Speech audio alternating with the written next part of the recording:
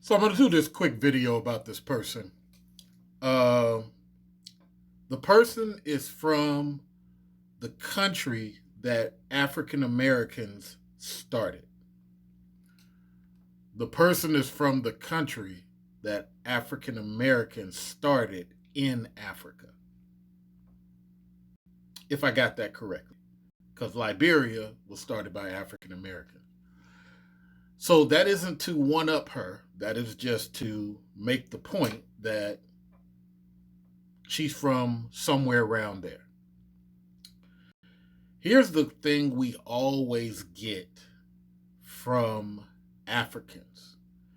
The children teased me at school.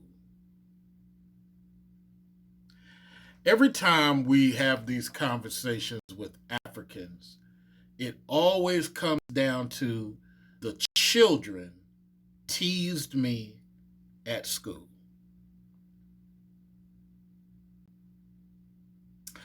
Now, we don't have a lot of examples of people going to Africa as 12-year-olds, but I'm quite sure the 12-year-old children tease the white children, because Cherise Theron says she got teased. She was in South Africa. The guy who stars in the Alien movie, I can't even think about what the name of the movie is, but he's from South Africa. I'm quite sure he got teased. If you go out to Africa as a 12-year-old, I'm quite sure you're going to be called some American negative names. And this is what I mean by flag culture. These people are very proud of where they're from, but if you're a Russian person teasing them, they just take it on the chin, because Russians are not as, they'll tease you and you just got to kind of deal with it. Proof of this is when you would see Philco get his food taken from him by some of his Russian friends. It's just what they do to see what you're going to do. But it's always these, look what happened in middle school. So listen to this. Where are you from? Okay, so I'm Liberian, right? I'm Liberian, and my mom, she's Ghanaian, right? So she's Ghanaian. My dad, he's Liberian, but he's Americo-Liberian. We call them like the Congo people. But basically what that means is he was, a slave African, came to America and everything on a slave ship. And then they actually were the group of Africans who actually went back to Africa. Slave ship? Okay, I missed that part, but I'll check that out again. Africa. What was that guy's name? That politician, Marcus Garvey. So she said, "What's that politician, Marcus Garvey?" Okay, we'll let that pass too. I mean, that's neither here nor there. Marcus Garvey, yeah. Yeah, and ended up going back to Africa and basically trying to create something for themselves, right? For their own people. So Americo-Liberian, that's my father, and my mom's Ghanaian. So she's from the place that Americans started. This is the one thing that really trips me out about these conversations, because a lot of the entertainment people don't have, well, I don't even know if they care to have these type of conversations, but the entertainment people, they're using their talent to entertain, and there's nothing wrong with that. But somebody needs to educate her that it just sounds like she doesn't even understand. You know what? I'm not going to put that on her. Let me continue to listen. Okay. So were you born? So were you born in America or in Liberia? I was actually born in Liberia. I was born in. So you were born in the place that America's started. Liberia, and I came to America when I was 6 years old. Okay, so stop right there. She was born in Liberia, and she came to America when she was 6. First of all, shout out to the Americans that made it safe for her to even come, because back in the days, Africans couldn't even get visas to come here for school or nothing. So shout out to people that paved the way for Africans to be allowed to get in this camp. Now there were some Africans here in America, but they put a real strict hold on the number of Africans that were allowed, especially during the AIDS epidemic. But again, that's neither here nor there. You came at 6, and she's about to go into the fact that she got teased at school. Who doesn't get teased at school? So you were born in, like, was it Monrovia? Yeah, I was at home, Monrovia, Liberia, and then we moved to Ghana, and we basically stayed in Ghana for the rest of the time, and then we were able to come to America when I was 6. My father actually came first, and then me and my mom followed. What? So dad came first, and then you and mom followed. If you had went to Russia, you would have got teased. If you had went to Germany at 6, you would have got teased. It's school. It's middle school. It's amazing, man. I swear. Does that have anything to do with the war? I know a lot of Liberians ended up in Ghana displaced. Okay. Okay. Exactly. We were displaced because of the war. Mm-hmm. Okay, so let's talk about the war real quick, because that's really why I did this video. The first civil war in Liberia was because the jealous Native African killed the grandson of the African American who started Liberia. Let me say that again. This is why, if they got a lot of beef for Americans, they really got to have beef for what Africa does to Africans. Especially if one of y'all's Liberian and married to a Ghanaian. See,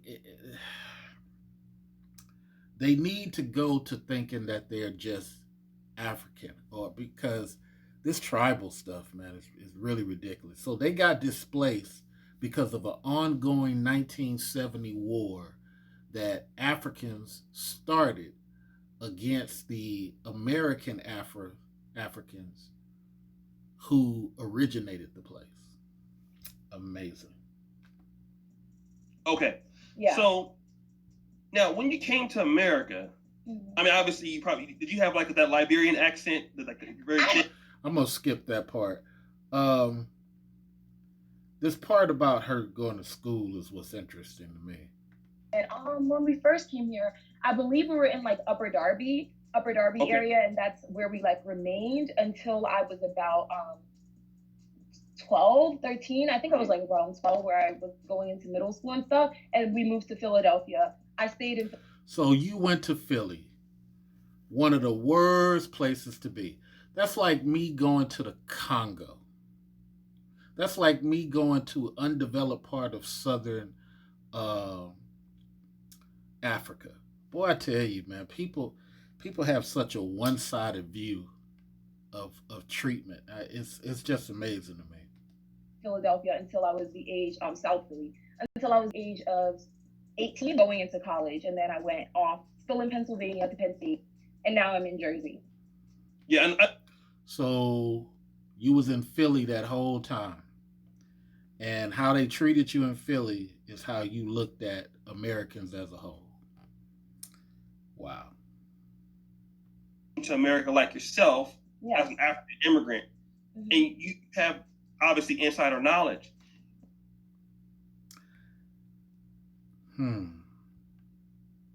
I think she has experienced something, but I don't know if it's true insider knowledge, but it is her experience. So let's skip forward.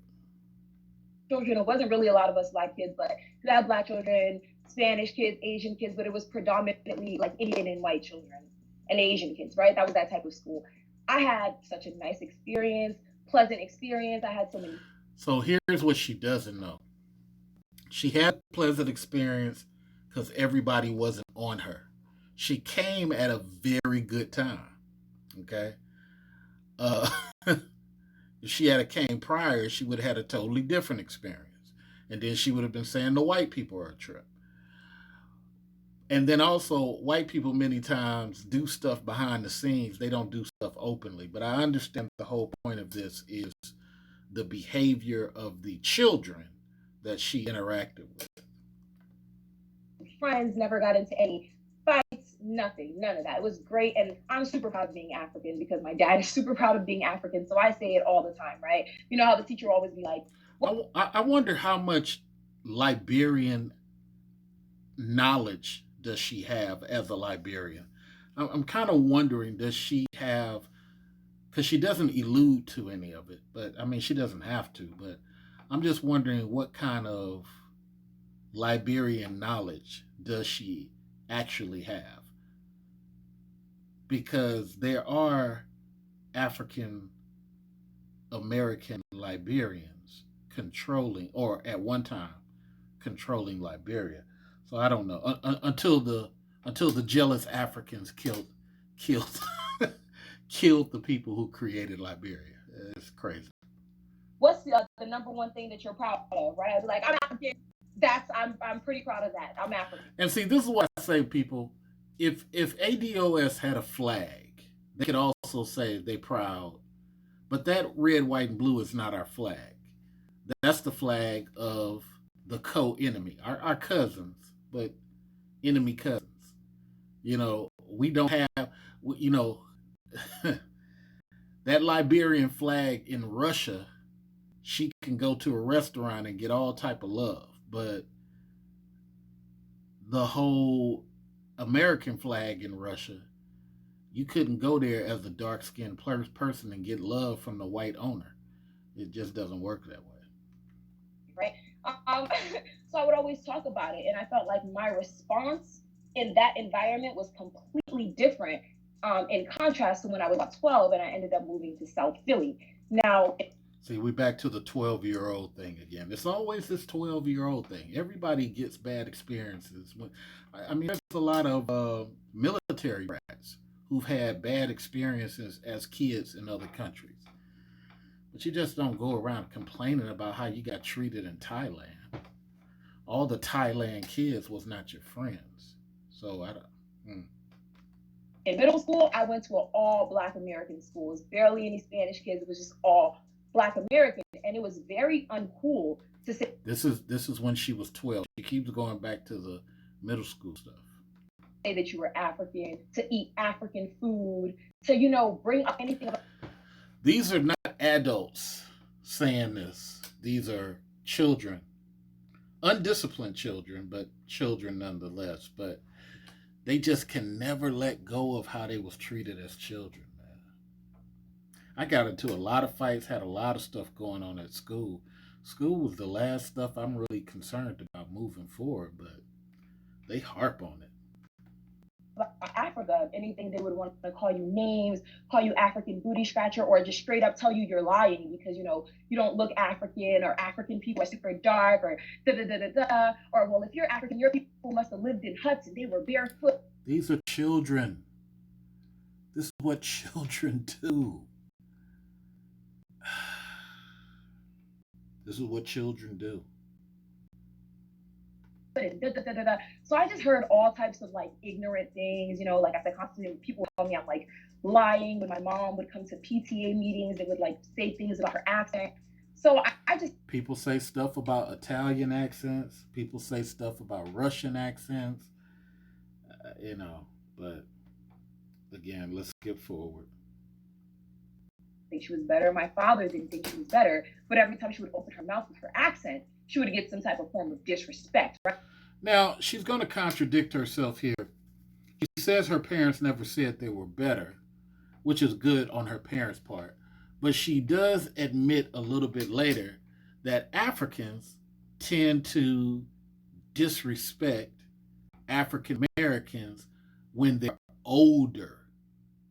Now, mind you, little to nobody's disrespecting Africans when they're older. The disrespect they get is when as children.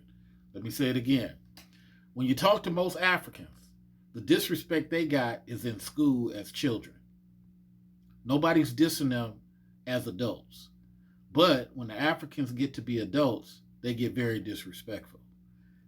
Make that make sense. Right? Or someone would want to make a mockery out of her and out of our culture. And I'm looking at their black ass like, no, you're not talking.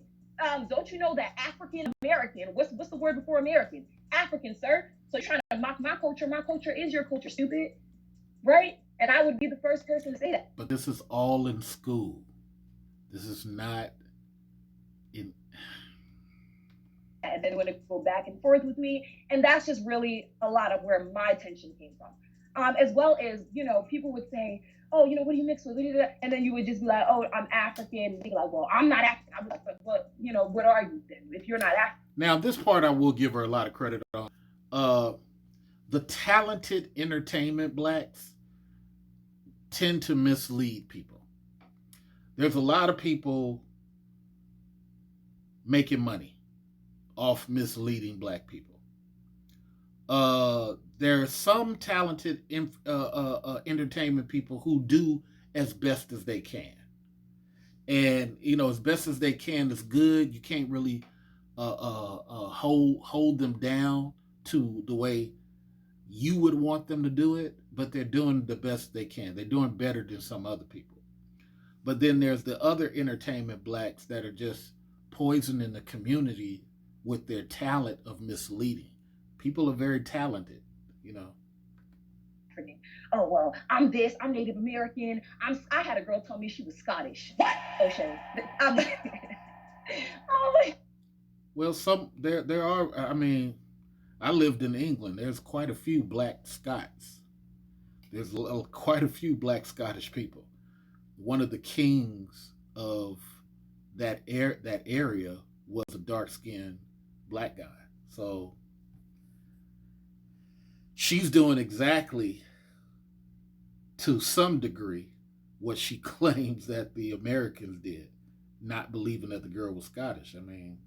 Could be. She told me she was from Scotland. I said, okay. No, there's quite a few dark-skinned people in Scotland who dance Scottish jigs. So it's amazing. She's doing the exact same thing. I'm just like, so maybe it's a thing where African American people have been so brainwashed, they don't want to identify with Africa, they don't want to accept the culture, and maybe they feel like we sold them into. No, a lot of people are just not informed. They're not international. So that's part of the bigger problem. Slavery, I didn't know what that was growing up, but I just felt very attacked from the African. She didn't know what that was growing up. So she's living in a country that she has not, she was 6 and 12, but she's living in a country where her parents have not told her about the slavery experience, so she didn't know what it was. That's up to the parents to tell her. And for the parents not telling her, then the parents are allowing her to experience these things without realizing there is a unique situation outside of the world. The only people who come close to what African Americans have went through is Serbs. The Serbs are the only people who've come close to, and the Armenians. But a lot of people, again, they don't check out that part of stuff. So, an American community. Even though, your dad's American Liberian, that's. So let's go ahead further and what she's talking about. Last year, but he's from Ivory Coast, and he says very similar things. That he was trying to integrate into the black community, and it was hard. But you know what? And not to discredit what you're saying, because I know it's true. Mm-hmm. But some people will say, "Well, man, and I'm a dark-skinned person. Mm-hmm. I got called African booty scratch. Also, I got called." I'm glad that he said that, because what are we talking about? We're talking about children teasing children and holding on to that into adulthood. We're talking about you dealing with people in Philly, but maybe not dealing with the higher level people of Philly.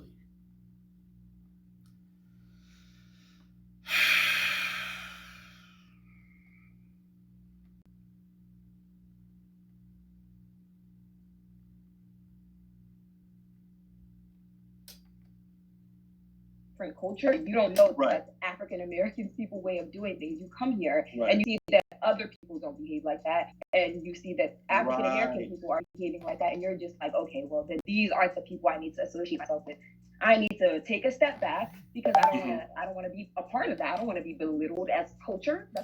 And when people go to Africa as children, I'm quite sure the children get belittled by Africans as well.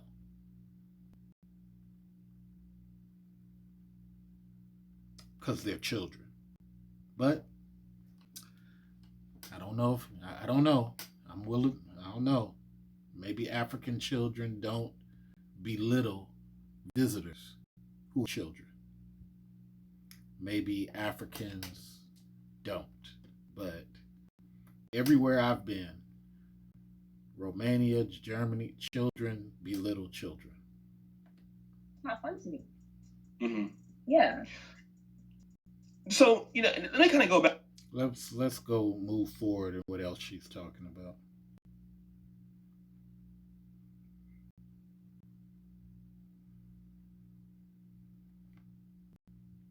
Country we succeed, because let's not talk about Africa, what's going on in Africa, and how we have Asian people completely taken over. But that's another conversation. I'm glad she was honest about that, because many times when people have these American versus African type of conversations, they always try to put Africa in the perfect concept.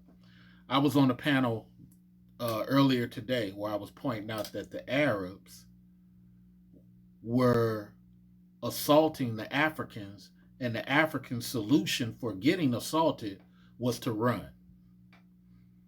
Yeah, there's a war. You run. But you don't run to another country and then start talking shit. You don't run to Spain and start talking shit. You don't run to America and start talking shit. You stay there and fight for your Cameroon land or your Chad land. But that isn't what's happening. You have a lot of people saying, I'm displaced because of what's going on with the war, but y'all supposed to fight for that. I don't know. I just don't understand the whole running concept. So at some point in time, people got to really be honest about that. And I know if you living in Africa, you really can't speak to that because they'll probably try to hurt you.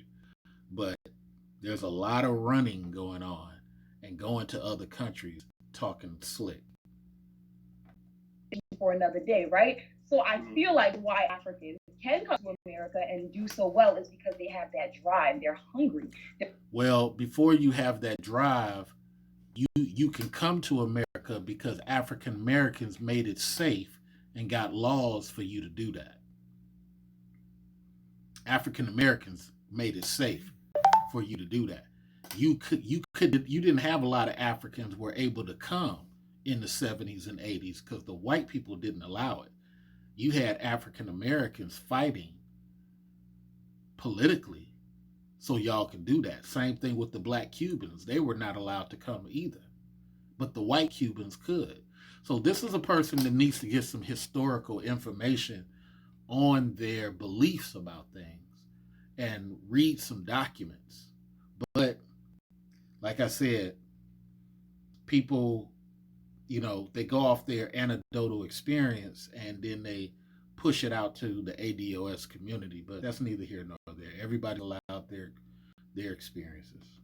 They're coming here. They don't have any other choice. Failure is not an option, right? They have to go back home. We have to worry about sending money back home. We got to provide for. I like the fact she said that, sending money back home. You know what's so funny is this is the only one of the many places where you can go post up and send money back and not care about the country. If this, I think what needs to happen with America at this point, there needs to be a civil war, or there needs to be some type of cataclysmic situation here in America, because we're going to see a whole bunch of people run from America who never cared about America, and the only people that's going to be left are the people who are so disenfranchised by the government, and the government going to be looking for them to pull together and fight for America. That's just that's how it's going. It's like,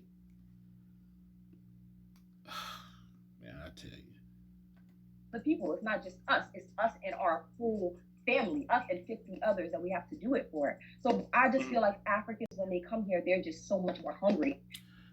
Us and 50 others that we got to do it for. So that flag thinking, they think monolithic, and this is why I tell you guys about monolithic thinking. And she just admitted it. She doesn't have any problem on the think alike concept. She don't have a problem on the monolithic organizational concept. She don't have a problem with it. And most people who have a flag don't have a problem with it, because having a flag means you have a system of thinking. That's what it's about. Let alone the tribe stuff and the cultural stuff. Traditions, that's all monolithic as well, according to the dictionary. But you know, blacks make up their own definition, think alike. That's nowhere in the dictionary. Than African American people who were born here all their lives. And then also the messaging that African American people a lot of times receive, they're told they're not good enough, they can't do it. So sometimes I feel like a lot of times African American people don't even try. And, stop me if I'm wrong, or, correct me, but I feel like sometimes there's a lack of effort. Let's see if he stops her or if he agrees. Because really, historically, that's what it is. A lot of the messaging is not a prideful thing. Just like she says she's proud of her flag. That's what you get from flag culture. I've been saying this for probably 8 years now. Flag culture gives you that. You know what I'm saying? It's like having machismo in Latin culture. But you don't have that in Black American culture, because the white Americans have constantly told you, we're gonna work against you. Look at the whole NAFTA thing. Ross Perot said it best. And this is why I say is a person like her needs to get more research about the things that she says and get off the anecdotal. But look at what Ross Perot said. Why would you give all this stuff to immigrants when the blacks are right here? And Ross Perot wasn't even down for blacks like that, but he understood, keep it in house. That's why we're worse off than what we were before Bill Clinton came to office. We had way more before Bill Clinton came to office. He just basically gave it all away. Because they feel like because they're black, or because, the cards are stacked against them, they won't succeed. Whereas the African person, I guess they know about the racism, but they haven't been indoctrinated in it in the same. That's a very good point she made. I was expecting him to make that, but that was a very good point she made. Way. Even the Americo-Liberian people, they got the slavery back, but they've been able to go to Africa, and they haven't gotten all the other discrimination, all the other stuff that came with staying in America, So I feel like a lot of times African American people, they just don't go for those huge opportunities that Africans feel like they can go for. Well, it's not so much the huge opportunities. Our people stop our people at the human resources level. Africans get helped at the human resources level. If you got a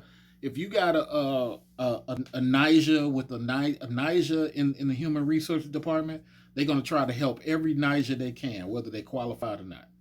If you got an Indian in the human resource department or manager, they're going to try to help their people. African American, especially the women, are very much against black male success. And then black males are against black male success because they've been trained to only want female success. I know it sounds weird, but that's what it is. Because African people, they're like, listen, I can do it all. Like, nothing's stopping you. What's stopping you, right? Mm-hmm. And they just go for it, and they're hungry. Let me ask. Let's go into this portion, see what she says.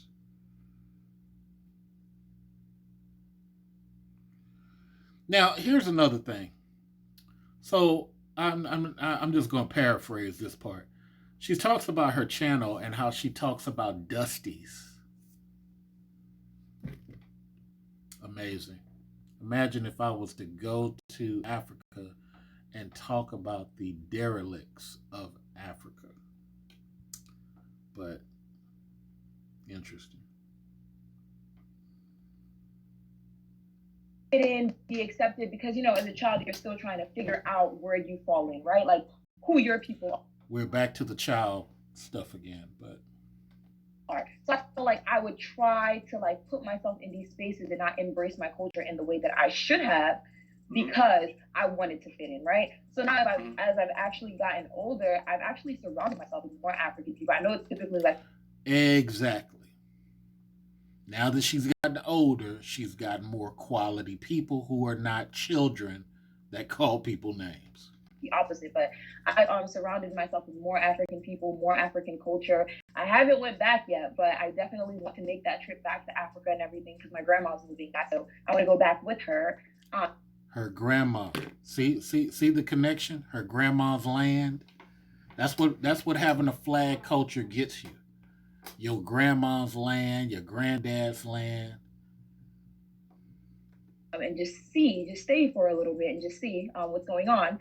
And yeah, so I feel like because of that, I'm now closer to my African side, but I was raised in America. I was raised amongst majority African American people, so that has influenced me a whole lot. And I would be lying if I said that's not like majority of my influence, the African. Interesting. But I said, it is her experience. So you can't really knock what her experience is. It is her experience. Sometimes we get to, really saying stuff about people's experience, but we got to acknowledge it for what it is. It's their experience.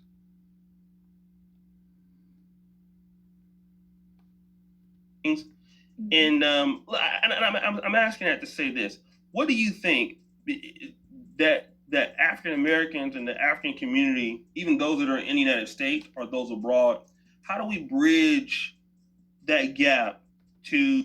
Now, hopefully she gives a good answer. But see,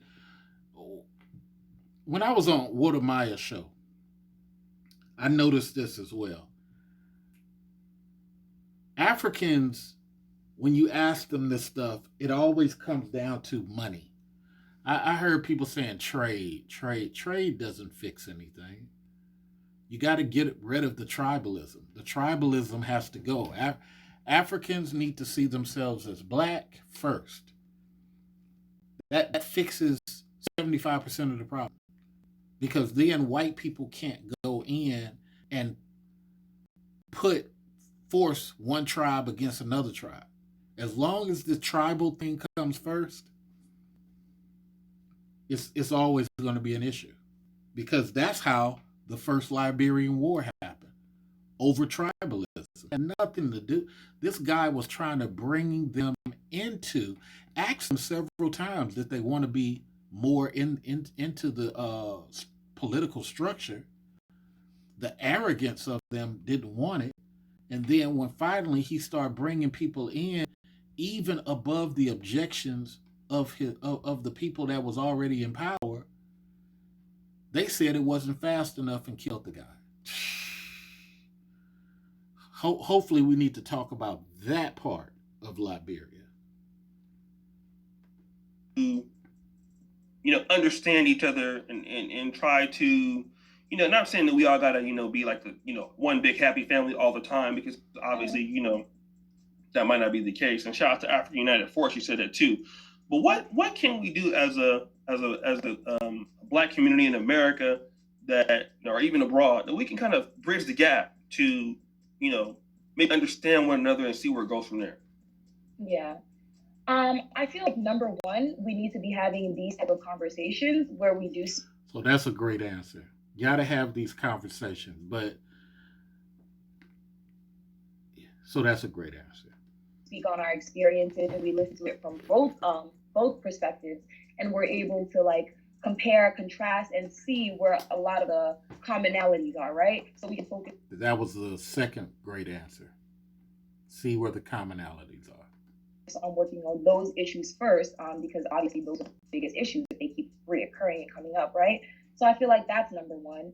Number two, I also feel like we have to take pride in the fact that we aren't just this monolithic group of people. Like, so that's incorrect. You have to be monolithic because every you can't tell the difference between Belgium, Austria, and Germany because they all operate like Celts. At the end of the day, they are Celts. You can't tell Celts from Franks because at the end of the day, they believe they're European. Yes, monolithic is the way. I, I would love to have an intellectual conversation about this monolithic thing on a grand scale because historically the people just don't want it because they've been trained not to want it. Everybody else operates monolithic. we are so different, we are so diverse. You're not different. You're not diverse in the eyes of the enemy. The enemy sees you as one thing. The enemy sees themselves as one thing. That's what phenotype was created for. That's why the term phenotype was created. There was no term phenotype before the Greeks got on the planet. Nimrod didn't see himself as black. He didn't. The king of Cush didn't see himself as black before Pharaoh was even created. The king of Cush didn't see himself as black. They were just people. But when the Greeks came, they introduced phenotype so they can wipe out lighter skinned blacks or get lighter skinned blacks to help them. I don't know, man. People got to really.